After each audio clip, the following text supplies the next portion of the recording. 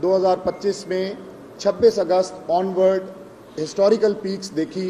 अल्हम्दुलिल्लाह as we are speaking now वो तमाम अपने normal rather below normal flows पे आ चुके हुए हैं।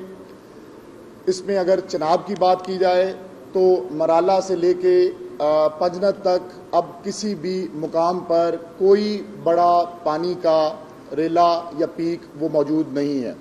इसी तरह रावी की अगर बात की जाए तो रावी भी जस्सर से लेके सिदनाई तक अब कंप्लीटली नॉर्मल फ्लोज हैं और इसकी सबसे बड़ी जो मिसाल है वो लाहौर रावी साइफन और शादरा पे अब 8-10 हज़ार जो नॉर्मल फ्लोज हैं वो अब दोबारा मेंटेन हो चुके हुए हैं।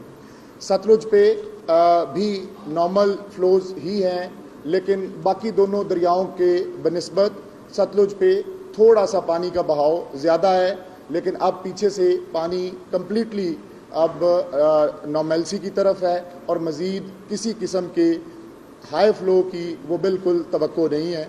और तमाम जगहों से इन तमाम दरियाओं पे पानी बड़ा तेज़ी से रिसीड कर रहा है। जितनी पॉन्डिंग्स थी वो तमाम पॉन्डिंग्स अब अपने इख्तिताम की तरफ और ड्रेनेज की तरफ जा रही हैं।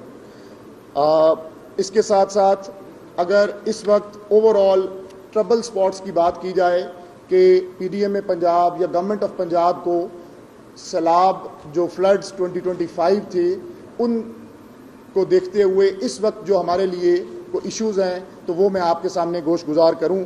सबसे पहले इस वक्त जो सबसे बड़ी ट्रबल स्पॉट है दैट इज़ M5 मोटरवे।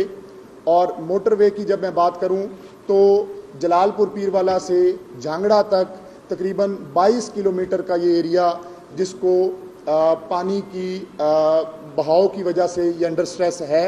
आपने देखा कि एक मुकाम से मोटरवे का जो अपसाइड है वो तकरीबन प्रॉपर सबमर्ज्ड हुआ। कुछ दिन पहले तमाम किस्म की ट्रैफिक के लिए मोटरवे को बंद कर दिया जा चुका है और उस एरिया को भी इस वक्त प्रॉपरली इंजीनियर्स की मौजूदगी में रिपेयर करने की कोशिश की जा रही है।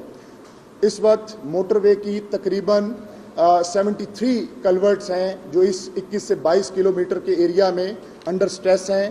5 कल्वर्ट्स ऐसी हैं जिनमें से 3 पूरी तरह से वो ख़राब हो चुकी हैं या डैमेज हो चुकी हैं और 2 पे बहुत ज़्यादा डैमेज अभी इस वक्त हो रहा है। तो ओवरऑल 73 कल्वर्ट्स जो हैं ये अंडर स्ट्रेस हैं। लेकिन द गुड थिंग इज़ कि पिछले 48 घंटे से ग्रेजुअली पानी रिसीड कर रहा है